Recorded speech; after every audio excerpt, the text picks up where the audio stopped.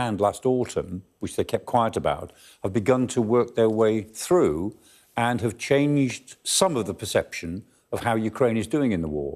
So by use of their new drone technologies, so they've got their 5.2, we've got 5.1, 2, 5 and 7, which they're developing, which are terrific systems, very cheap compared to anything else.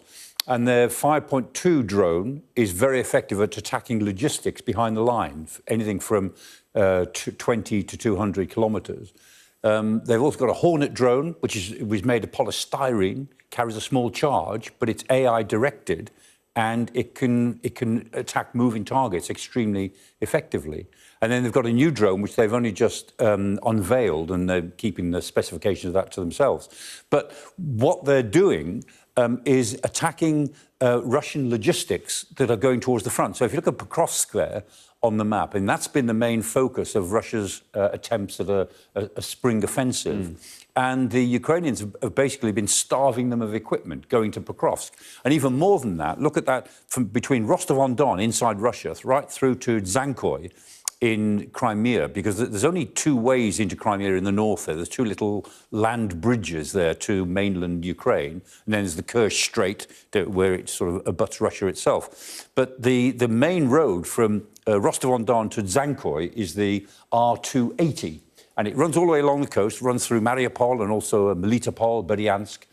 And the Ukrainians have been really targeting that road, and they've made that road into a sort of thunder run for Russian supply convoys, and they've made it untenable.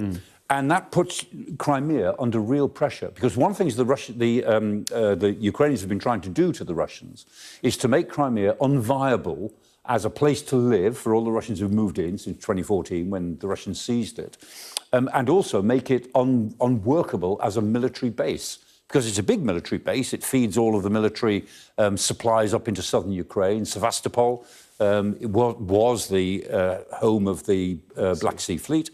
And the Ukrainians have never been able to really put Crimea under pressure. In 2023, the big offensive they tried in the summer of 2023, all with their Western equipment, they tried to move south from Orikhiv right into, and to go down what I call Route 1, to get close enough to Crimea to put it under pressure with artillery.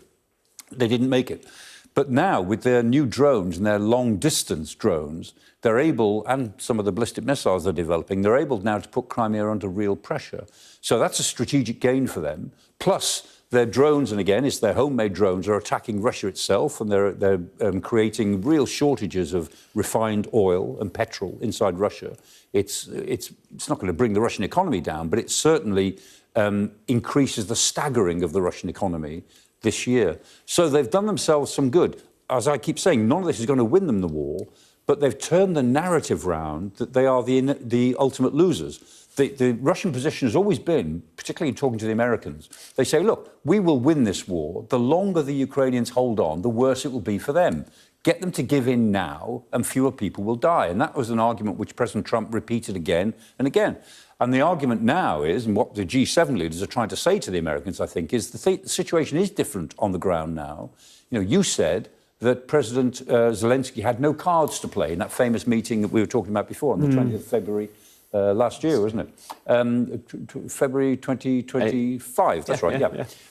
And he said, you've got no cards in your hand. Well, the fact is, Mr. President, they've got quite a few cards in their hand, and it's the Russians who are looking as if they haven't got too many cards at the moment.